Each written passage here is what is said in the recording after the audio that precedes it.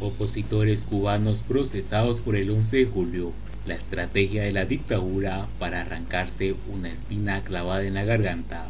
¿Cómo están, amigos? Bienvenidos a Noticias Importantes. Comenzamos.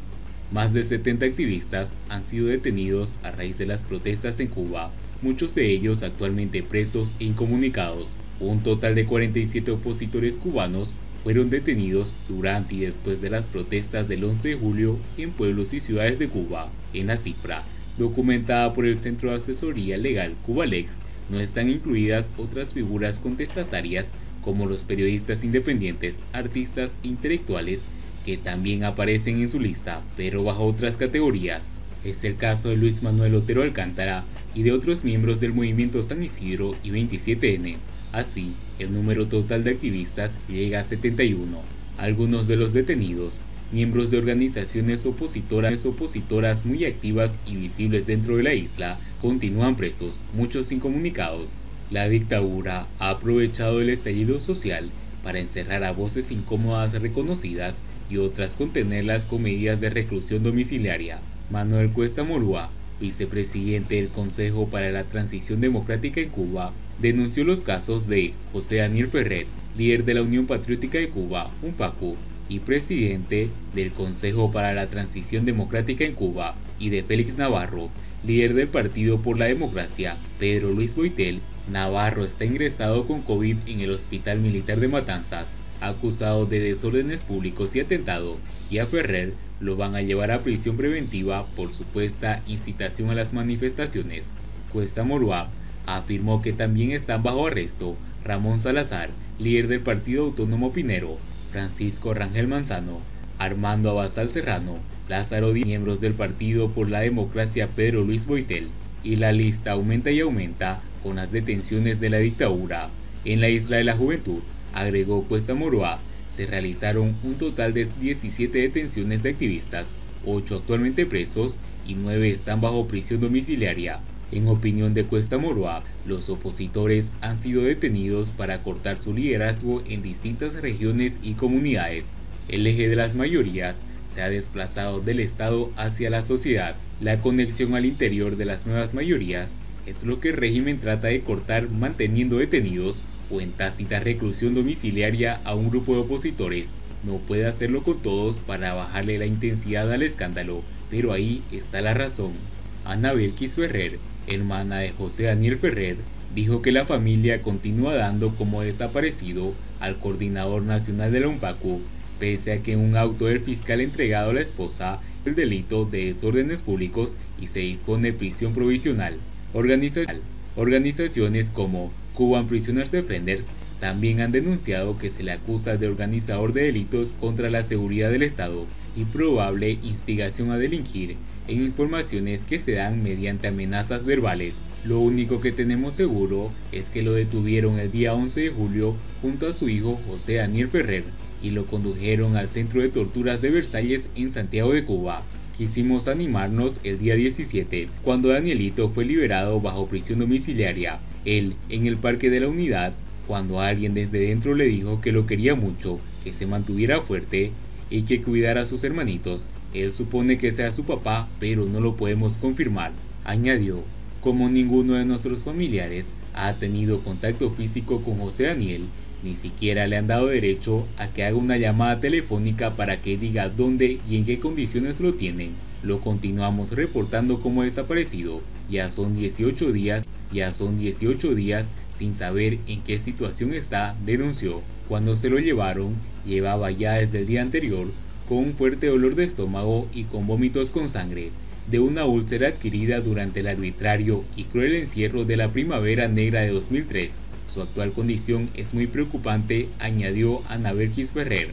Los sicarios de la dictadura dicen que sigue en Versalles y que va a ser trasladado a prisión provisional en cualquier momento, dijo, pero su familia no cree en lo que dicen las autoridades. Ana Belkis Ferrer también denunció la situación de otros activistas del UNPACU arrestados a raíz de las protestas en la isla el pasado 11 de julio.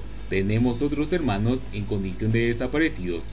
El día miércoles Cubalex actualizó los datos de su monitoreo de la represión tras las protestas del 11 de julio. Según el Centro de Información Legal, 710 personas fueron reportadas como arrestadas o en desaparición forzada. Actualmente, 164 personas ya están en libertad, pero 547 aún están detenidos o declarados en desaparición forzada. Para el exprisionero político del Grupo de los 75, Iván Hernández, hay una estrategia marcada por parte del régimen para silenciar a muchos opositores dentro de la isla, y este es el marco que han conseguido. Lo lamentable es que a todos les han fabricado causas y ya están en prisión a la espera de los juicios que hemos visto que están realizando de manera sumaria y a todas luces sin abogados y a puertas cerradas. La dictadura no va a desaprovechar la oportunidad ahora de juzgarlos, porque es la oportunidad que tienen para quitarse de encima a opositores que le molestan muchísimo, que son como una espina clavada en la garganta, dijo Hernández Carrillo. Están vengándose de cada uno de ellos, los tienen incomunicados, sin nada de alimentos, aseos y medicina. Pienso que todo es parte de una estrategia para quebrantarlos. Lo que estoy seguro no conseguirán, consideró. En palabras del sindicalista independiente, la presión internacional tiene que seguir para conseguir la encarcelación de todos porque son inocentes y parar la violencia en los últimos días sin primar la cordura. Siguiendo con las noticias, la escasez de medicinas es culpa de la dictadura, no del embargo. La falta de medicamentos es otro viejo problema del gobierno que tampoco puede resolver, porque en este sector, como en todos los demás, no existe un método efectivo para controlar y planificar el trabajo y los recursos. Tampoco hay que olvidar la falta de sentido de pertenencia y la pérdida de los valores morales de los funcionarios que intervienen en este proceso. Cuando el doctor Emilio Delgado, director de Medicamentos y Tecnología Médica del MINSAP, en la mesa redonda admitió: donde falta un medicamento hay uno u otro problema, problemas organizativos, de distribución, de pedidos, de algo. Nos hizo pensar que son estas brechas las que dan lugar al despido de medicamentos que nutren la bolsa negra. Al referirse a las farmacias, el doctor Delgado reconoció un debilitamiento en el trabajo de las mismas, la falta de control y la tremendísima responsabilidad que tienen. Y como siempre, para echarnos a pelear unos con otros, concluyó: la población debe exigir a las farmacias. ¿Es acaso que los administradores de las farmacias son los responsables de que los medicamentos se desvíen para donaciones a sus compinches, o para hacer política, o para exportar, como sucede con otros productos que le escatiman a la población?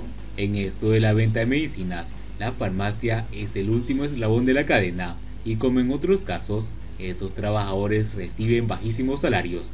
Sin embargo, no se puede perder de vista que todos tienen estómago y familias que mantener, pero el bloqueo interno de 60 años no permite un salario decoroso, por eso roban para mal comer. Aunque la compra-venta ilegal de medicamentos es un tema muy sensible, el gobierno es responsable, como dueño absoluto de los medios de producción, de garantías que necesitan. La opinión que más se escucha en las personas que compran en la bolsa negra es que preferirían hacerlo en las farmacias a un precio establecido. Más con esta opción, aunque más cara, al menos se sienten aliviados, pues las enfermedades no se esperan y siempre es preferible a la farmacia internacional. Al referirse a los 138 medicamentos que están en falta, el doctor Delgado aclaró que los médicos tienen otras opciones dentro del cuadro básico de medicamentos. Sin embargo, algunos, conscientes y sensibles a riesgo de una reacción del paciente, sugieren pedirles a algún familiar en el extranjero, algo que los cubanos hacen con mucha frecuencia, sobre todo por la necesidad de vitaminas y suplementos dietéticos que en nuestro país no se comercializan. En cuanto al Polivit, desaparecido hace casi un año, el doctor Delgado reconoce: en el caso del Polivit, se ha decidido, a pesar de ser muy necesario, aplazar su circulación. La industria tiene materia prima para hacerlo, pero nos hemos puesto de acuerdo para poder hacerlo controlado. Y es que la escasez de medicamentos, fundamentalmente por la falta de materia prima, es un problema que data de hace algunos años. Al respecto, los comentarios generalizados de las personas que tienen vínculo con la industria farmacéutica es que esto parece deberse al incumplimiento de los pagos a los proveedores, y se menciona a China como uno de ellos. Dicho incumplimiento, de hecho, es un viejo hábito de la dictadura, por lo que esta versión resulta más verosímil que culpar al reciente recrudecimiento del embargo. Y bien amigos, así vamos terminando las noticias importantes del día de hoy. Espero que las noticias hayan sido de su agrado y no olviden que nos ayudarían mucho compartiendo las noticias y así poder informar a muchas más personas de la verdadera realidad en Cuba. Patria y vida mis hermanos, nos vemos en el siguiente informe.